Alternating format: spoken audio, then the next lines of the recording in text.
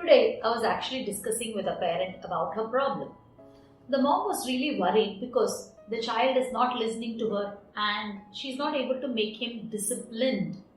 This term discipline, it's very important in every parent's journey because we have a lot of fear and a lot of emotion attached to that word discipline. You know why? Because we are always thinking that the child has to be disciplined in order to make his life or future successful. The same thing this parent was expressing, that how am I going to help my child make his life better because he is not disciplined enough. So today I was discussing with her the same thing I'm going to share with you. But the primary point I was sharing with her was how discipline is misunderstood. What is the misconception around discipline? This is the topic we are going to discuss in this video. Myself, Rohini, your parenting coach. Why discipline is misunderstood? Why there is a misconception? Because most of the time, when discipline is implemented in an environment between the parent and the child, it has always been used to control or give punishment or threaten.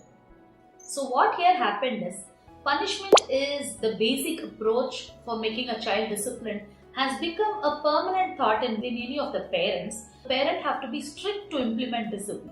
This is a common misconception which most of us are really bounded because of that. So what we keep doing is, often we try to threaten the child, we try to tell the child to do this, otherwise I'll give you punishment. So when this process is getting repeated, what happens is, automatically you're making the child highly feel fearful. Now what happens is, you're trying to make the child disciplined out of fear and not making the child realize that I have to discipline because I have to grow as a better person. So now what here happens is, over a period of time, a lot of fear gets clubbed up in the child because you're trying to make a discipline. But once they grow up and they are going to make their choices, again they will not choose to be disciplined person. Because we have always created that discipline out of fear and not out of self-realization. The second thing is inconsistency. Whenever we are trying to implement the values around discipline, whatever kind of values which we have, we are so inconsistent in that process that the child gets confused. What happens is, suddenly when a child is misbehaving, you're going to tell a new value at that time, no, you should not be behaving like that. What happens is, it confuses the child that it doesn't know how to retaliate at that particular point of time.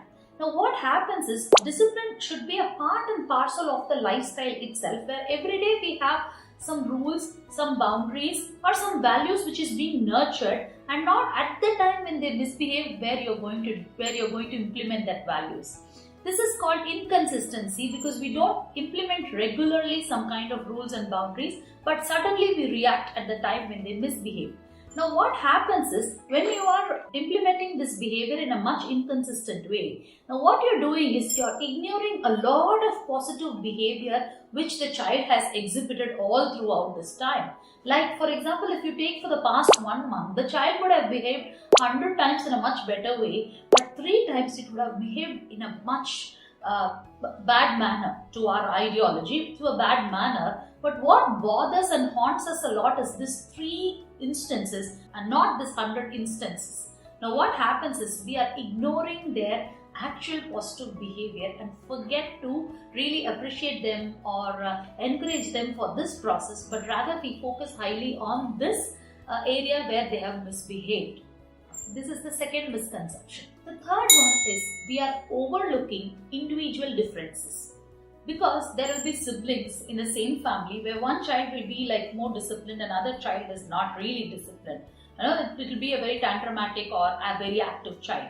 Hyperactive child, whatever you call it. Now what happens is, this child is very easy to handle. This child is not easy to handle.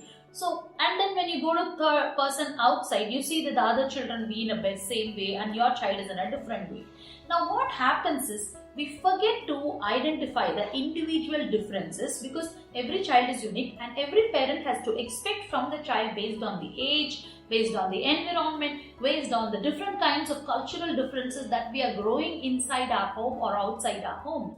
Now what happens is, we forget the differences that they are having in their environment or where they are growing up, but we just look at that child is behaving, why can't you? So now what happens is, you are actually trying to make the child feel low about themselves and ultimately they try to create a lack of communication. There is a communication gap. What happens is you're trying to communicate, you have to do this without control, and the child has to listen to it without asking any questions to you. Now what here happens is the child closes itself from communicating to you, and they'll stop expressing their problems because you're not understanding their individual differences. So most of the time, what we do is when we as parents are implementing the discipline, we are most of the time in that position, we are most of the time operating with an emotion of frustration which expressed in the form of anger. Now what we are doing is when we are always expressing this type of emotion to implement discipline, what we are showing our child, we are the role models for our children, no? She herself or he himself is becoming angry and frustrated but always asks me not to become angry.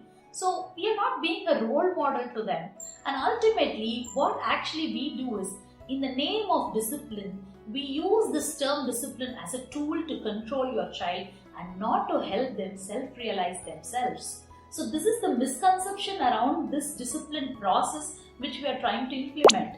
So let me know in the comment box how discipline has become more challenging because of us. In the next video, I'll tell you how we can implement this discipline in a much positive way and in an environment where effectiveness can be increased, where the communication we can increase, where understanding between you and the child can be increased without using it as a tool to control or as a tool to threaten and create fear in them.